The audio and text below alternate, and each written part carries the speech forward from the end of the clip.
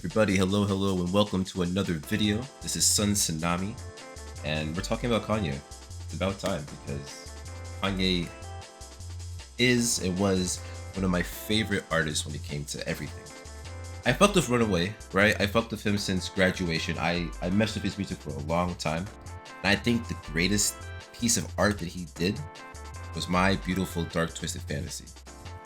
And I like The Life of Pablo. Don't get me wrong, that shit was amazing, but that album, 10 out of 10, the best. The short feature film that he had before that album was also peak.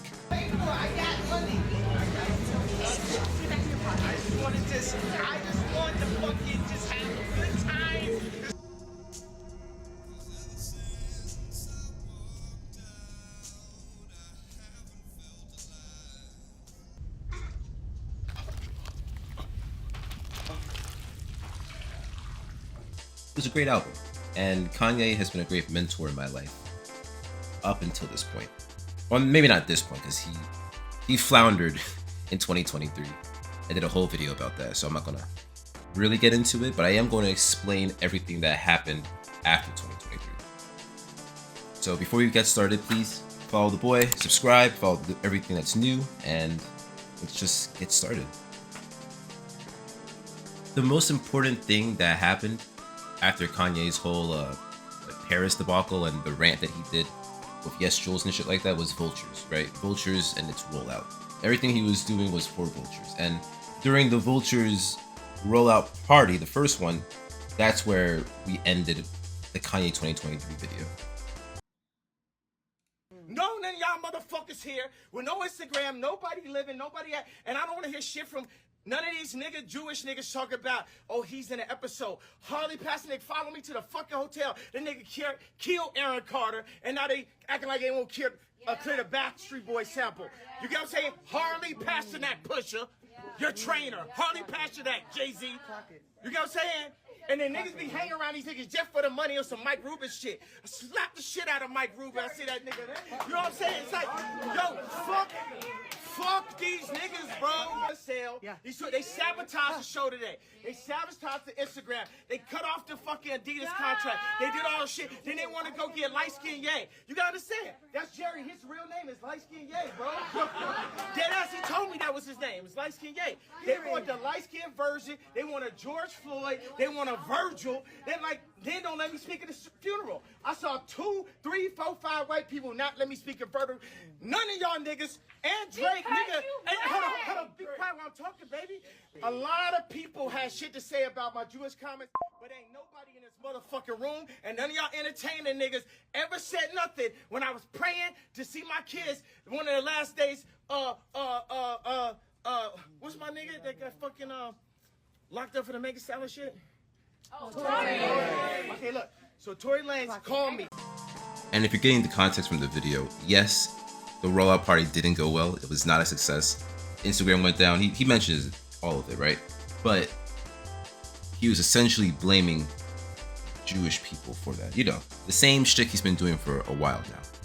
However, he did make an apology, and we think he did that only because he wanted Vultures to do well, which it kind of did. We'll talk about that later, but it kind of did do well. But he made the apology. The ADL, the Anti-Inflammatory Defamation League, or whatever they're called, they co-signed it. Then he joined the Drake and Kendrick beef. You know, that big beef that we were all a part of, right? He joined the beef, and no one noticed him. No one noticed him. You know we had to get the hooligans up here. We're gonna take this pussy nigga out. Yo, Dot, I got you. But after that, things were quiet. You know, he started to, I guess, get back into his business ventures. He wasn't really doing too much, right? He was chilling. He was quiet, slumbering. The beast was taking a rest. And then out of nowhere, he said to us, he's back on his billionaire status. But it wasn't until the Grammys that everything took a spin. And we were set back into a parallel universe where nothing makes sense, where Kanye was a good guy and all this racism didn't happen, but it did. I'm not going to read the tweets, put attention to it, but you know what happened. He went on this crazy rant, just, talking about everything. I mean everything after the Grammys, and we know what happened at the Grammys. His wife was ass naked on the big carpet for the whole world to see her wonderful, sinful body in display. In front of the whole world though, nonetheless, and that's the issue. Honestly, it was a fucking crazy moment for both Ye and Bianca. I know she does this a lot and all that, but you can clearly see the woman is just his slave. I mean, he sort of admits it by saying he has dominion over his wife as a response to all the criticism, but who the fuck says that without being a degenerate? Honestly. First, let me tell you about Carnival, right? So I personally think there was no way that Kanye really achieved his billionaire status off the back of Vulture's One and his solo Easy line, right? Carnival, their hit song off the project, was #1 on the billboards for a week. Just a week, which is still impressive, but that man, he rode that billboard dick hard. And granted, the song has many accolades that it should be proud of, like going double platinum in America, but it's not enough to get billionaire status, especially when Forbes is still reporting his net worth at 400 million, right? So following the Grammys comes another event that is just as important as the Grammys itself, Super Bowl. And while the focus was on the beef, you know, Drake and Kendrick and all that shit, Kanye decided to drop by again with another ad, and honestly, it was a fun one. So what's up, guys? I spent like all the money for the commercial on these new teeth. So once again, I had to shoot it on the iPhone.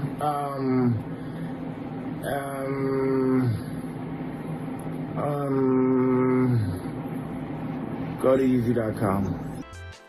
However, during the time that the ad dropped, when you went to the website, he was selling swastika t-shirts. And he was even reportedly seen wearing one in LA. Now, I've already told you how I feel about Kanye, right? He was my hero. And sometimes heroes fall and become the villain that they were always meant to be. So nothing he does will surprise me, which is what I wanted to say. But apparently he's doing an interview with the Tate brothers. And if you've seen his past interviews, he's not good at listening. Do you have friends that were locked up? Do you have people aborting half your race? No. So I am the black person with the black experience that's worth $11 billion and is the most influential person on the planet. And I am questioning it. Okay. I have a right to question it. Absolutely. You can't tell me with your accent that me as an American Jew black person that I cannot question that death and question the means behind that was put on camera. I'm not saying you to can't traumatize. I'm not finished. La la la la means let me finish. Okay. That interview is something I wanted to cover, but I wanted to make sure this video was here first to update you all on the current situation, to let you know that I'm up to date with the current situation, and just to prepare, honestly. But I hope you guys enjoyed. Tell me your thoughts in the comments. And this is Tsunami. And this is Tsunami shining out. Peace.